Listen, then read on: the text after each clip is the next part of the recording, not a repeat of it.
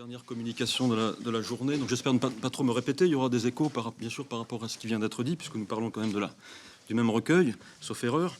Et donc le point de départ de ma communication, ce serait en fait les deux derniers vers du dernier poème de répétition, hein, L'œil de sourd, sans fatigue, tête nouée, avec un pluriel, aux mains de mon activité. Les mains de mon activité.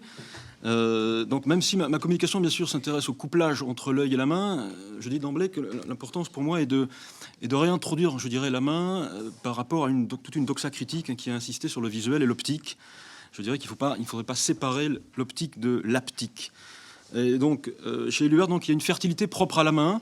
Hein, il n'y a pas que les yeux qui sont fertiles. La main est active, productive, je dis opérante, je dirais en un mot poétique. Hein. Ou alors, on pourrait dire aussi que la fertilité va circuler de l'œil à la main, ou de la tête à la main. Il y a un nouage, en tout cas, œil-main. Et pour ce qui est de Capitale de la douleur, pour indiquer brièvement les trois grands axes directeurs de ma communication, je pense que ce nouage, hein, entre l'œil et la main peut aller dans trois directions que je vais développer dans quelques minutes. D'abord, celui de la déformation, de la destruction de la forme, dont on a déjà un peu parlé ce matin. Autour de cette idée d'une main cruelle et d'un œil blessé ou d'un œil mort. D'autre part, du côté de la monstration, hein, où il s'agirait de redonner à entendre en fait, le verbe donner dans donner à voir. Il ne faut pas oublier le donner dans donner à voir. Donc, Éluard, poète de la donation du visible, il y aurait toute une dimension, je dirais, indexicale et déictique, pour ce qui est du versant linguistique, en fait, peut-être de cette poésie. Et enfin, un troisième axe directeur qui serait celui d'une poésie de la caresse, contre toute une vision, je dirais, de la main qui serait celle d'une main qui serait placée du côté de la prise, de la possession. Un point de contact peut-être avec la pensée de Lévinas, hein, un poète et un penseur du visage et de la caresse, Éluard Lévinas. Bon, même s'il y aurait bien sûr de différences entre ces deux figures qui n'appartiennent pas au même champ épistémique, bien évidemment. Alors, avant de développer ces trois axes, peut-être deux remarques introductives. Je dirais que réintroduire la main ou s'intéresser à la main d'Éluard, me semble-t-il, c'est revoir deux choses. C'est d'abord revoir la position d'Éluard au sein du surréalisme. Il me semble, pour le dire vite, hein, que l'homme surréaliste, hein, s'il y a un homme surréaliste, comme on a pu parler d'un homme romantique, hein, l'homme surréaliste n'est pas un homo faber, c'est-à-dire que c'est un homme aux mains coupées. L'acte créateur surréaliste serait si on associe le surréalisme à l'automatisme, serait un acte fondamentalement akeiropoiète, pour reprendre une formule de la théologie de l'image, une image qui ne serait pas faite de main d'homme, du type la Vera icona, la Véronique, hein, le linceul du Christ, hein, comme prototype de cette image akeiropoiète.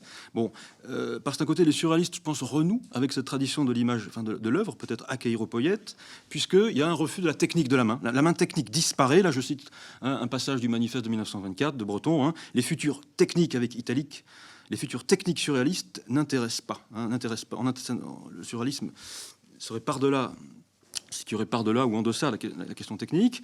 Je pense que ça, pour situer tout ça de manière un peu plus large, ça pourrait être l'héritage de plusieurs choses. D'abord, peut-être l'héritage ou la convergence avec le nominalisme pictural d'un Duchamp, qui va substituer, je dirais, le mot d'esprit à la fabrication manuelle, bête comme un peintre. C'est aussi sans doute une contrepartie, cette main coupée, ou coupée de la tête, la contrepartie d'un culte du hasard créateur, légué par Dada. Et c'est aussi la conséquence inévitable de la promotion artistique, comme l'on sait, d'un inconscient individuel, hein, associé à l'automatisme. Donc, par un côté, le surréalisme, et Breton et Aragon le disent, hein, eux-mêmes, hein, serait une manière de retrouver la vieille théorie de l'inspiration, du furor poeticus, hein, revue et corrigée à l'époque du freudisme et de la psychologie des profondeurs, contre une tradition formaliste, hein, du poète artisan, ce que Claude Pérez a bien évoqué tout à l'heure, par exemple, en évoquant la promotion du sable, du fluide, contre les émaux et camées, hein, parnassiens. Donc, quelques phrases peut-être qui vont dans ce sens-là. Cette modernité de la main coupée, c'est coupée de la tête. C'est, par exemple, Aragon, dans Le Paysan de Paris, hein, la modernité surréaliste, c'est un volant qui tourne, qui n'est pas dirigé par la main. On est du côté, à partir de là, de l'accident, de la rencontre, capitale ou pas, du fait glissade ou du fait précipice, pour reprendre des notions chères à l'auteur de L'Amour fou. Ou encore, autre formule, mais c'est celle de la main surréaliste qui va cette main coupée de la tête, mais couplée à l'inconscient, qui va capter les forces de l'inconscient et qui ne fait que courir sur la page. Elle est autonomisée, coupée au sens d'autonomiser, la main autonome qui court sur la page, et à distinguer d'ailleurs de la main anesthésiée des médiums, hein, pour reprendre cette allusion, hein, de Breton dans le message automatique, dans Point du jour.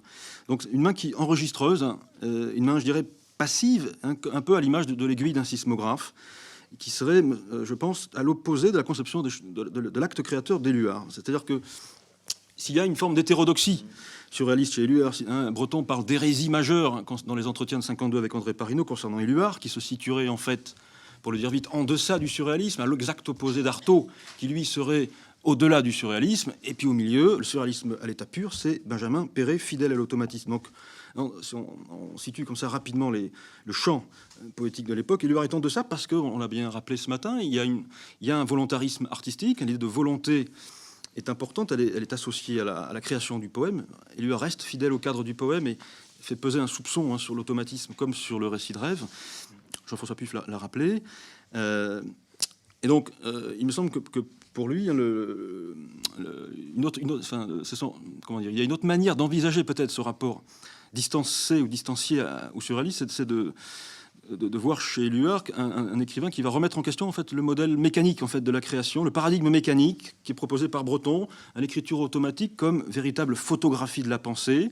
Et Breton ajoute, hein, c'est dans l'article des Pas perdus consacré à Max Ernst, instrument aveugle. Bon, il me semble qu'on est plutôt du côté de l'organique avec Éluard, hein, contre ce mécanique de l'automatisme. Et donc, Éluard réintroduit, ou reste fidèle, maintient la main à plume de la poésie, qui est une main libre, qui est associée à la main libre du peintre ou à la main à caresse, de l'amoureux. On pourrait évoquer dans cette perspective-là, ces deux vers, hein, de cours naturel, hein, la simplicité même écrire, pour aujourd'hui la main est là. C'est-à-dire que s'il y a une simplicité plus ou moins mythique, hein, ou fantasmée de l'acte créateur chez Éluard, bien sûr, c'est qu'elle viendrait non pas d'une main passive enregistreuse, mais plutôt d'une sorte de continuité, d'élan spontané, comme donné en quelque sorte entre l'œil, la main, le cœur, comme s'il y avait ce courant ininterrompu, comme ça qui circule, comme si nous étions un petit peu dans ce que j'appellerais une enfance de l'art.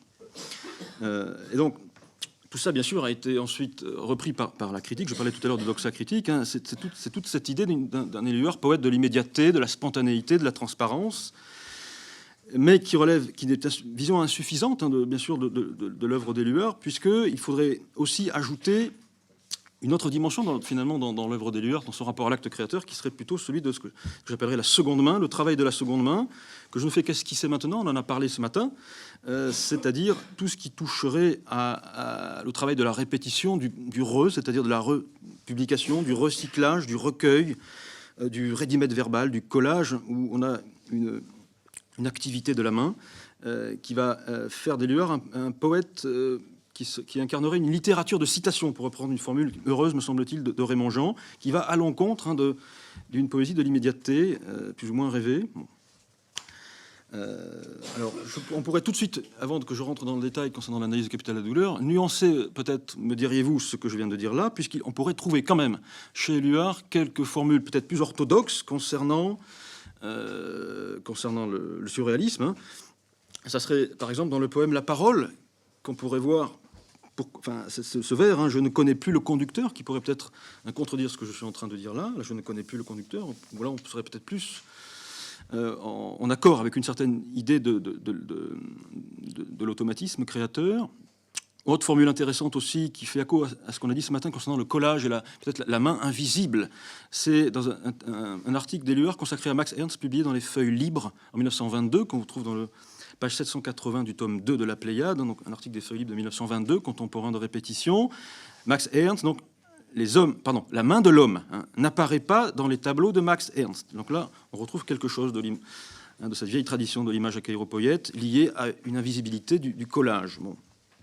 Dernière formule peut-être plus orthodoxe d'Éluard, hein, c'est la préface de cette œuvre à 6 mains ou à 3 têtes qui est Ralentir Travaux, hein, Char, Breton, Éluard, où Éluard insiste sur la dépersonnalisation du sujet écrivant. Hein.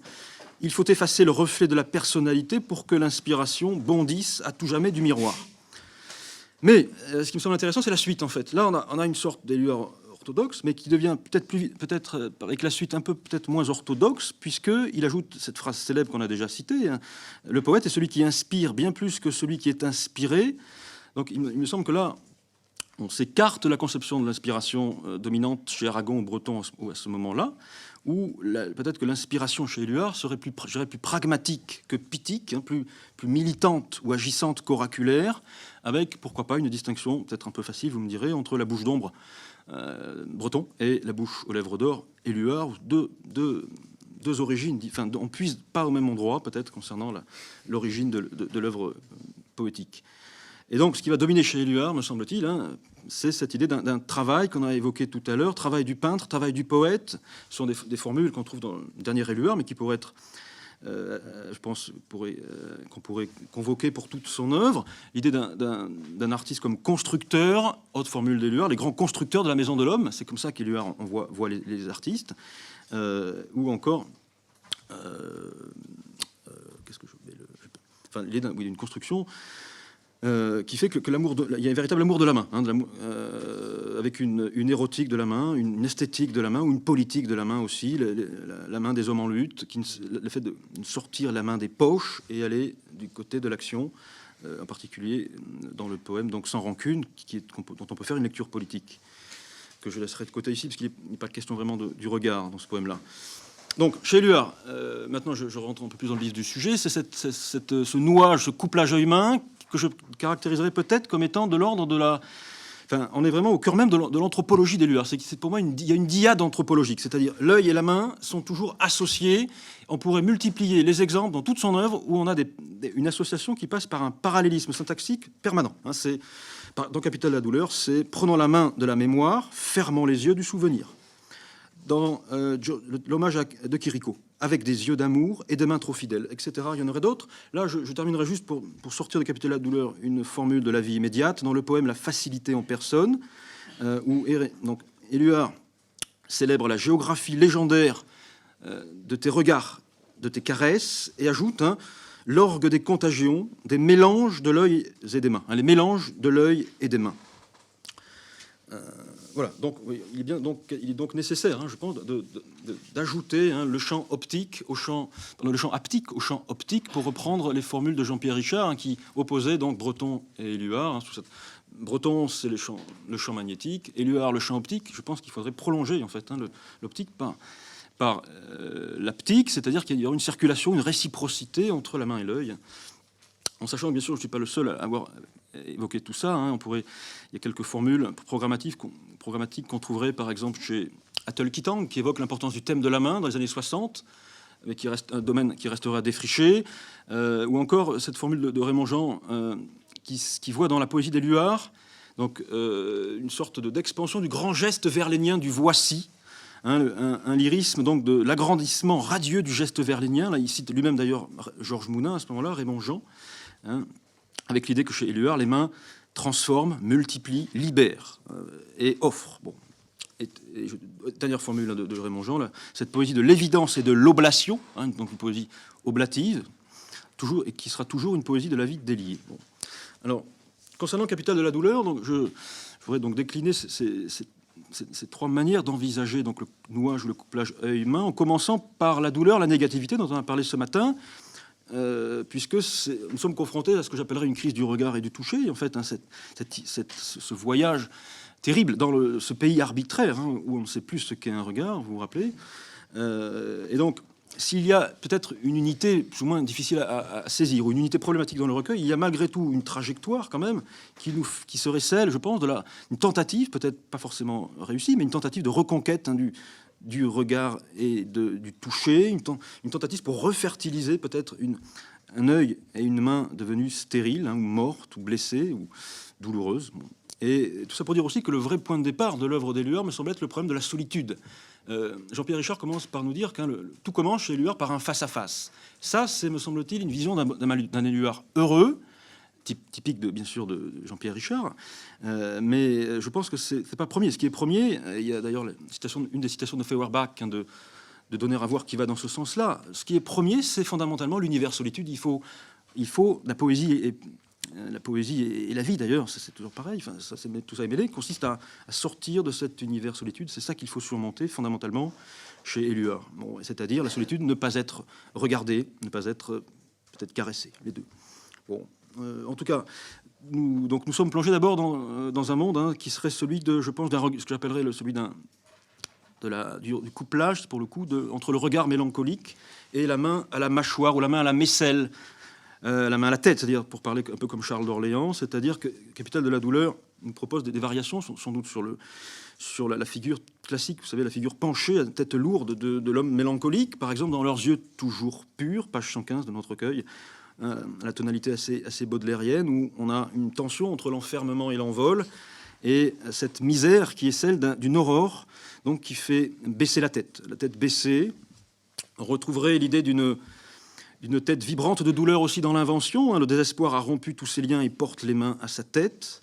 Et je pense que chez Éluard, la main convoque très vite l'aile de l'oiseau. L'oiseau vole avec ses mains qui sont ses ailes, et donc le désespoir n'a pas d'aile. La mélancolie, celle d'un homme, la mélancolie qui fait tomber, ou qui fait de l'homme quelqu'un qui tombe, nous amène du côté du motif d'Icare, ou de la chute d'Icare, qu'on retrouverait aussi à ce moment-là dans certains poèmes. L'adjectif mélancolique est présent, je vous le rappelle, dans le poème en prose sans titre, qui évoque une sorte de retour, d'Odyssée, dans une ville de velours et de porcelaine, où les toits des maisons sont métaphorisés sous la forme d'oiseaux mélancoliques aux ailes décharnées. Pour insister sur la négativité qui attaque l'œil et la main, c'est aussi le poème Entre peu d'autres, où on retrouve ce couplage. Ni les paupières ni les mains ne peuvent retenir ces larmes qui débordent. Ce n'est pas seulement le temps qui déborde ici, ce sont les larmes qui débordent. Et la main n'est plus protectrice. Il n'y a plus cette concavité de la main qu'on peut retrouver ailleurs. On ne peut plus recueillir les larmes, on ne peut plus se cacher le visage.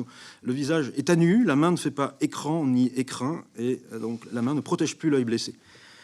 On pourrait aussi insister sur la femme, l'objet aimé comme objet perdu, qui nous amène du côté du deuil, de la femme en noir, la dame en noir, qui apparaît à plusieurs reprises dans le recueil, en particulier donc, Au cœur de mon amour, une femme au cœur pâle, met la nuit dans ses habits, l'amour a découvert la nuit sur ses seins impalpables. Donc ici, la femme perdue n'est ni visible ni tangible, elle est vêtue de nuit, comme les veuves du spleen de Paris, des spleens de Paris de Baudelaire, qui sont revêtues de deuil. Bon, avec un jeu, une syllabe sémantique sur le verbe découvrir, qui souligne ici, je dirais, le côté exsangue ou anémié de cet amour, le cœur pâle, où on ne peut saisir que des fantômes. Bon, on retrouverait cette allégorie de la mort, cette fois-ci plus sensuelle, dans un autre poème, un peu plus loin, cette jeune femme grande et belle en robe noire très décolletée, qui répond elle aussi d'ailleurs, autre poème à grande coloration baudelairienne, c'est la question qu'avez-vous vu du voyage, de la dernière section, de la fin des Fleurs du Mal, et lui répond à sa manière au qu'avez-vous vu baudelairien ici, dans ce poème, du voyage, du plutôt tout effacé, ou j'ai quitté le monde. Ces deux formules, j'ai quitté le monde et plutôt tout effacé, sont toutes les deux, n'est pas un hasard, associées à cette dame en noir. Alors, maintenant, restons toujours du côté de la négativité, c'est celle de ce que j'appelais tout à l'heure la main cruelle, une main qui peut attaquer l'œil, la sphéricité de l'œil ou la forme de l'œil, et donc attaquer le monde, puisque l'œil et le monde, le cosmos rond, sont équivalents chez Éluard, dont la pensée poétique est très proche d'une pensée traditionnelle, de l'épistémé de la Renaissance qu'évoque Foucault dans Les mots et les choses, par exemple, avec un monde qui s'enroule sur lui-même. Bon, alors, à condition qu'on soit pas dans le côté de la douleur. Mais dès que la douleur intervient, on a donc, là je voudrais évoquer le poème Ruban, où on a une sorte d'illustration de l'art de torturer, qui est évoqué dans l'Invention. D'ailleurs, la liste de l'Invention pouvant servir un peu peut-être de matrice ou de programme, pour lire un certain nombre de textes, en fait, qui peuvent illustrer chacun à leur manière ces différents arts de vivre, de créer ou de jouer, etc. Donc ici, c'est le ruban. Il me semble que, donc, je cite ce passage de ruban, de petits instruments, et les mains qui pétrissent un ballon pour le faire éclater, pour que le sang de l'homme lui jaillisse au visage, et les ailes qui sont attachées comme la terre et la mer.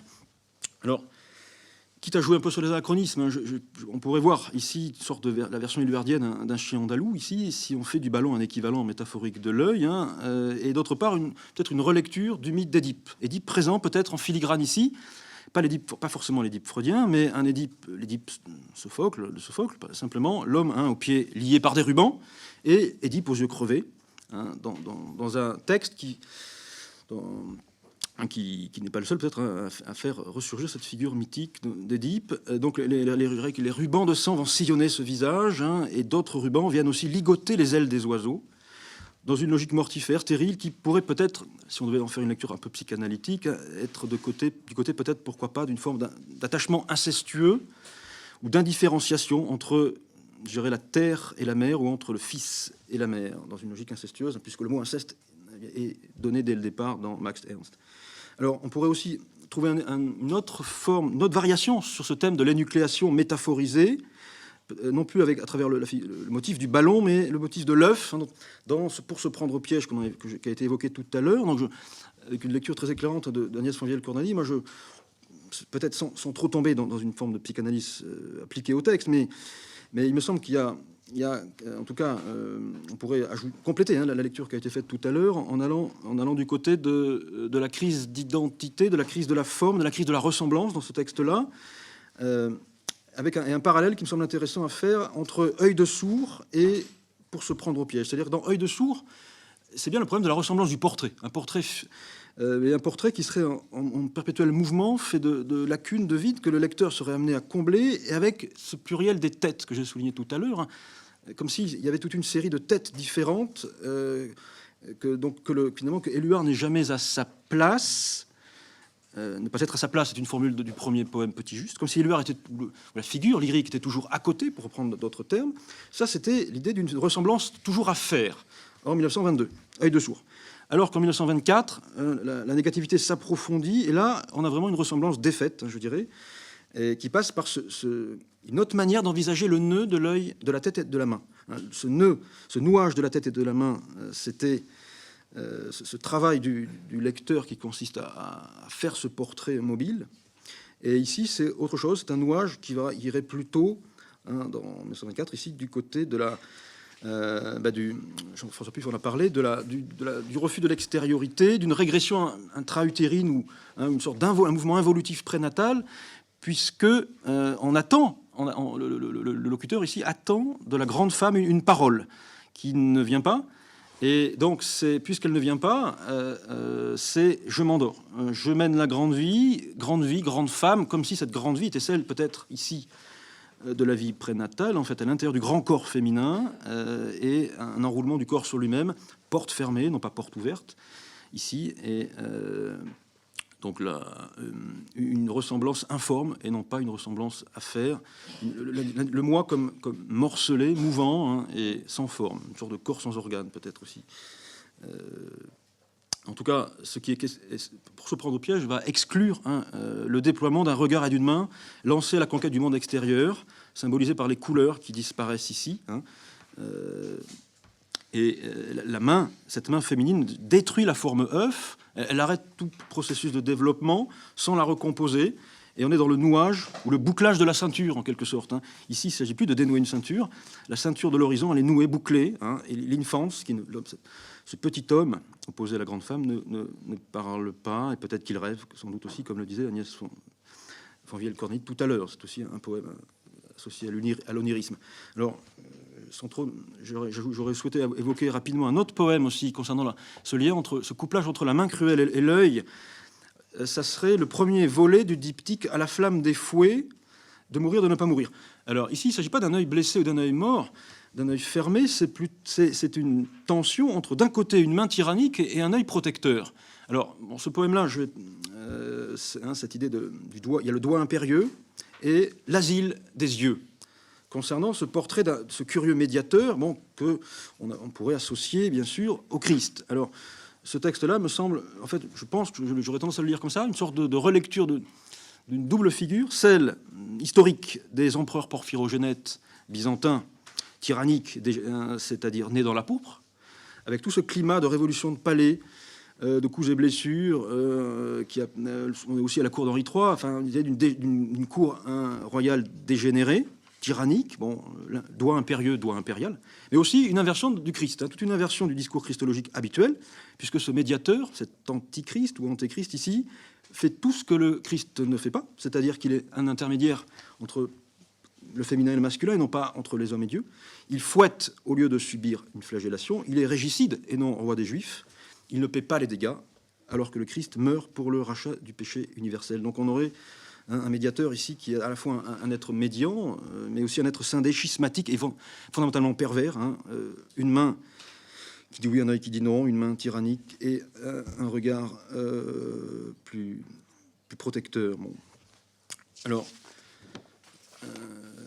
avant de passer à la monstration, au fait de montrer, il y a des poèmes qui me semblent aussi peut-être avoir un rôle peut-être de bascule, de transition entre spleen et idéal, je ne sais pas, entre des différentes postulations de Capitale de la douleur, différents rapports à l'amour et au monde, peut-être des tentatives de résolution, de sortie de crise. Ça serait par exemple le poème...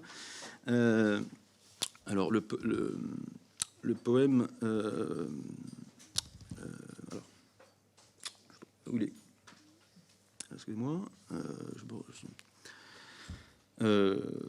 Oui, c'est le poème où il est question d'une femme, un poème sans titre, où il est question d'une femme qui va se lever avec des mains dangereuses et des yeux de perdition. Une féminité comme ça, qui me semble peut-être renouer avec la figure de la Némésis ou de l'ange exterminateur. On a parlé d'Apocalypse ce matin. Mains dangereuses, des yeux de perdition. Une femme qui va en quelque sorte détruire et rajeunir le monde. Donc, le couplage peut-être entre l'œil et la main peut changer de signe ici. Il y a un appel au déluge, le thème du déluge qui était présent dans Le sourd et l'aveugle également, et le principe aquatique et le principe féminin, c'est bien sûr pas le propre d'Éluard que d'associer les deux, mais là vont converger dans un mouvement purificateur. L'eau se frotte les mains, et l'eau se frottant les mains aiguise des couteaux. On va trouver ça aussi dans Le sourd et l'aveugle, avec cet appel au déluge, au silence du déluge, et peut-être aussi une référence à Rimbaud, au monde rimbaldien d'après le déluge. Alors, concernant maintenant si on reverse un petit peu les choses, du côté de quelque chose de peut-être plus euphorique, plus pacifié ou plus harmonieux, c'est cette idée d'une main une main pour l'œil, une main qui monte, une main adressée à un œil, qui serait donc ce que j'appellerais la monstration. Alors, bien sûr, là, je ne vais pas réinsister sur tout le poids ontologique qu'Éluard confère au regard, tout ça a été bien décrit, avec, pour le dire vite, une sorte de grande opposition qu'on pourrait faire entre le regard instituant d'Éluard et le regard destituant peut-être de Sartre. Regard éluardien, regard sartrien, on a vraiment les deux opposés. On sait que pour Éluard, être, c'est être regardé. Bon, en tout cas, ce qui m'importe ici, c'est cette continuité, cette réversibilité entre l'œil et la main, et une fertilité de la main qui fait que chez Éluard, très vite, très tôt, enfin dans son imaginaire, la main est inséparable du végétal. C'est comme s'il y avait une sorte de rencontre, une double analogie morphologique, la main, la feuille, et verbale, le doublé paume, AU, et palme. Bon, et le regard, lui, il serait peut-être plutôt du côté de l'œil et du feu, principe lunaire, principe solaire, associés, bien sûr, eux aussi mêlés, mélange de l'eau et du feu, mais comme si le regard allait irriguer et illuminer la main, tout cela se faisant dans un contexte, de grande reverdie du monde. Un passage, par exemple, de Picasso, Bon maître de la liberté, qui peut, pour éclairer Capitale de la douleur, tes yeux alimentent ta main, peut-être que tes yeux ne se ferment jamais, et ta main s'alourdit d'une graine qui germe. Autrement dire, il y a vraiment plus qu'un système œil-main, mais je dirais presque un écosystème œil-main, une symbiose œil-main, une osmose œil-main, placé sous le signe aussi des grandes, du féminin comme manière de renouer avec les grandes déesses mères, en fait, peut-être plus païennes que virginales, Isis, Cybèle, Cérès. Dans Capitale de la douleur, c'est cette femme qui est comme une grande voiture de blé, ses mains germent. Dans André Masson, on retrouvera cette dimension végétale et aussi très éblouissante, très lumineuse de la main, le jasmin des mains qui s'ouvre comme une étoile. Ici, la métaphore végétale se double d'une rime intérieure, en inscrivant encore même du signifiant phonique, ce rapport entre la fleur et la main, et l'image cosmique, l'idée de comme une étoile, rejouant d'ailleurs, remotivant la taxinomie des botanistes, le jasmin étoilé. Bon. Et donc, la fleur des mains va s'ouvrir, en quelque sorte, ici, pour offrir un phénomène lumineux, ou s'offrir comme phénomène lumineux. Hein. Elle donne à voir, vraiment, en deux temps. Bon. Donc, une poésie de l'oblation, de la monstration, qui serait à distinguer de l'index des dadaïstes, par exemple. Bien sûr, ironique, hein, vous manifeste Dada 1918, et c'est pas seulement d'autres textes de Tzara où on multiplie de manière ironique hein, cette présence de cet index pointé, hein, alors même que l'on dit que Dada ne signifie rien. Bon, Éluard, c'est bien sûr autre chose. Ça pourrait être peut-être, pourquoi pas, l'associer à la tradition de l'admoniteur, de la peinture de la Renaissance, le poète comme admoniteur qui nous fait entrer dans un espace construit, espace pictural, espace poétique, ou alors, pourquoi pas, aussi le geste du montreur mallarméen. Je pense au phénomène futur de Mallarmé, où le poète est un montreur de choses passées. Avec Éluard, il s'agirait plutôt de montrer le présent, peut-être, ou montrer le futur, prophétie d'Éluard, ou pour vivre ici, l'instant chez Éluard, mais en tout cas, un poète montreur. Et un poète qui aime aussi, qui va célébrer les êtres qui montrent. Au cœur de mon amour, hein, vous le savez, c'est ce bel oiseau, tout entier chant et lumière, un bel oiseau me montre la lumière. Elle est dans ses yeux, bien en vue. Même chose pour les Gertrude Hoffmann Girls, hein, qui sont, elles aussi, ces corps dansants sont des corps qui montrent la lumière. Il y a un culte du montreur hein, dans différents textes. Et on retrouverait la même chose aussi, toujours dans le poème concernant cette ville de velours et de porcelaine, hein, où les fleurs sont là pour montrer la lumière. Ce qui me semble important ici, c'est que chez Éluard, ce qui compte, c'est peut-être plus les conditions de possibilité du visible, c'est-à-dire la lumière, que l'objet éclairé en lui-même. Peut-être un lien qu'on pourrait... C'est la lumière. Ce qui intéresse Éluard, c'est il y a de la lumière, plutôt que la couleur. Je ne crois pas que...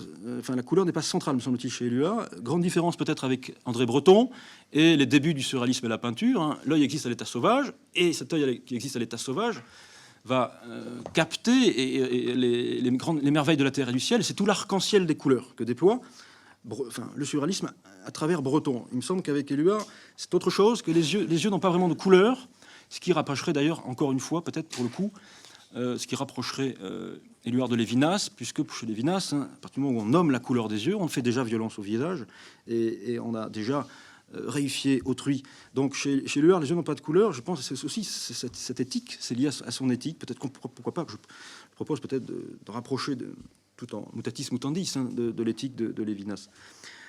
Alors que chez Breton, les yeux ont des couleurs précises. Hein. Je renvoie au vase communicant, les yeux violets, le dialogue avec Rimbaud et Gustave Moreau chez Breton.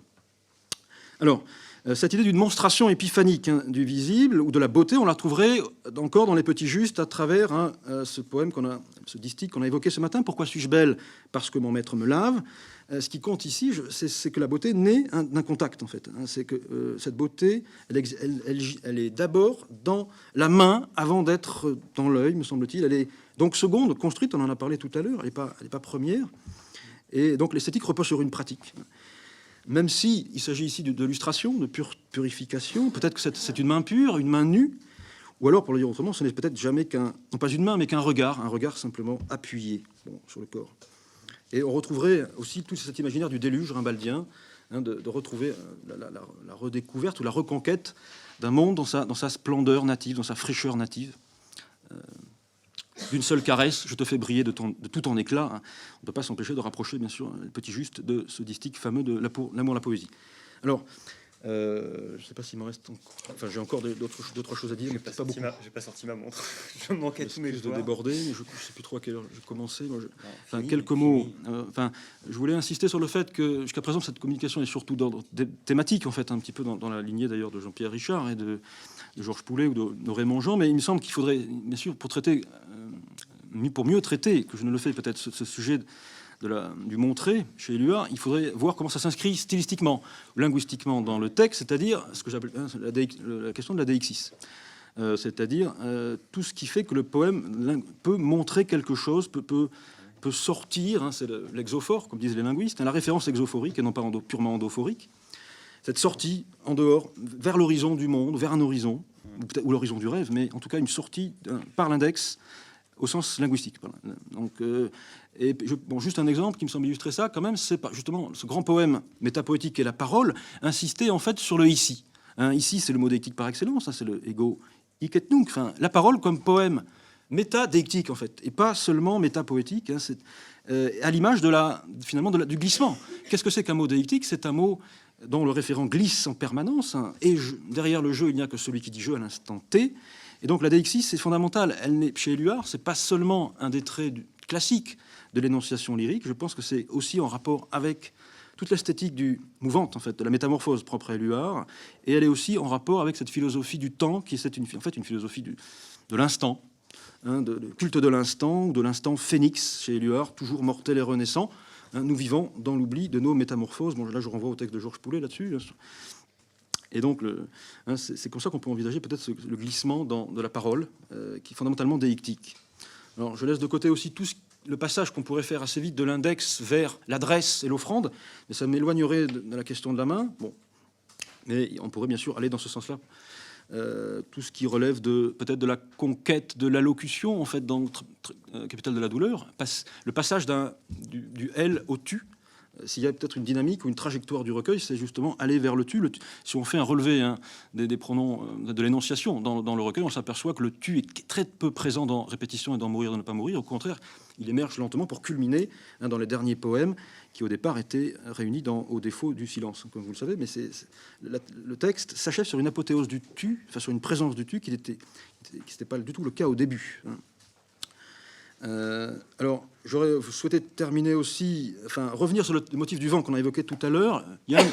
Cet éloge de la main chez Éluard est inséparable de l'éloge du vent. C'est-à-dire que on n'est pas dans la prise. Encore une fois, on est dans un mouvement, une forme informe. Hein, le vent comme défi à la forme, lié à la métamorphose, lié aussi à ce que Jacotet, avec Rilke, appelait une poésie du rapport contre une poésie de la possession. Jacotet rappelle Rilke, notre tâche ne réside pas dans la possession, mais dans le rapport. Donc, Éluard, Rilkéen à sa manière, angélique, une poésie angélique aussi. Après tout, un ange, c'est aussi un médiateur, c'est quelqu'un qui établit un rapport. Et tout est rapport chez Éluard, nous dit Jacotet. Jacotet insiste sur le regard, mais je pense que la main, c'est pareil. Il y a une main tendue, avide, pour reprendre la préface des Mains libres, à propos de Man Ray. Main tendue vers le lecteur, l'idée de serrer la main aussi à autrui, contre la possession et la prise. Et donc, on est du côté de la caresse. Ce serait très clair dans le miroir d'un moment, où le vent et la main sont liés, par exemple, hein, ce que la main on a pris dédaigne de prendre la forme de la main. Il me semble que le miroir d'un moment, c'est un miroir noir, en fait, puisque c'est un miroir, comme Éluard nous dit d'abord, hein, c'est un miroir qui dissipe le jour.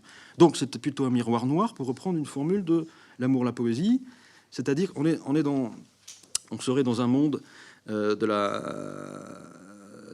Comment dire ça, d'une forme en perpétuel devenir, hein, d'une inquiétude des formes, pour reprendre justement le titre tout à fait bienvenu, Agnès Fanviel-Cordani, c'est-à-dire une forme travaillée par des forces, en fait. Le vent est une force qui déforme, une force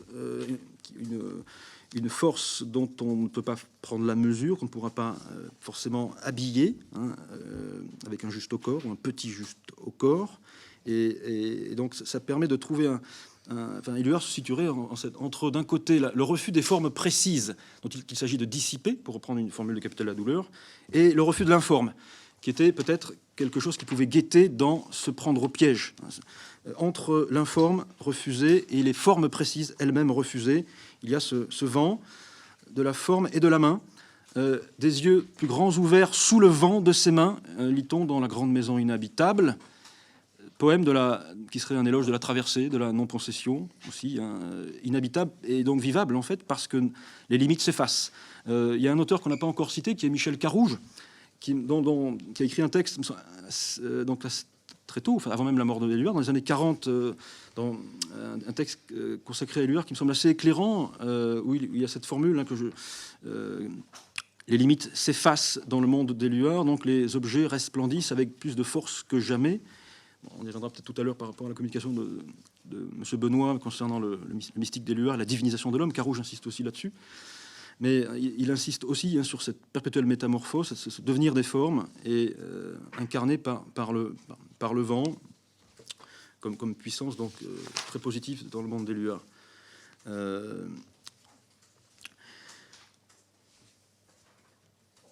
Autre formule, autre idée que j'aurais souhaité aussi développer, ce sera peut-être plus développé dans la version écrite, c'est cette idée d'une caresse de l'horizon, évoqué ce que j'en ai évoqué tout à l'heure. Le motif de la caresse de l'horizon apparaît à 2 reprises dans Capitale de la douleur. C'est à la fois dans Paris pendant la guerre, hein, qu'on la trouve, et également dans La Nuit. Bon, Paris, ça me semble être peut-être pour moi vraiment un des symboles de ce continuum, hein, optique-haptique, et peut-être une réponse ou une défiguration éluardienne de la conquête de la surréalité, où le proche et le lointain cessent d'être perçus contradictoirement. C'est le fait de faire tomber des limites. Enfin, l'horizon, par définition, c'est une limite du champ visuel. Et ici, on caresse l'horizon. Le silence, mais ça se passe par l'onirisme, par le rêve, dans les 2 cas. Le silence éclatant de ses rêves caresse l'horizon, nous dit Paris pendant la guerre, qui pourrait s'intituler Paris, capitale du surréalisme, ou Paris, capitale, ou Paris pendant l'amour aussi, hein, jouer sur les titres, puisque là, on est vraiment au cœur même des grandes valeurs, des grands moteurs de la révolution surréaliste, hein, qui a bien été résumé par Nadeau. Hein, la vraie révolution pour les surréalistes, c'est la victoire du désir. Et il me semble que pour Éluard, c'est cette idée d'une ligne d'horizon qui tombe, en fait. Hein, le proche et le lointain vont s'unir dans une même étreinte. L'action devient la sœur du rêve.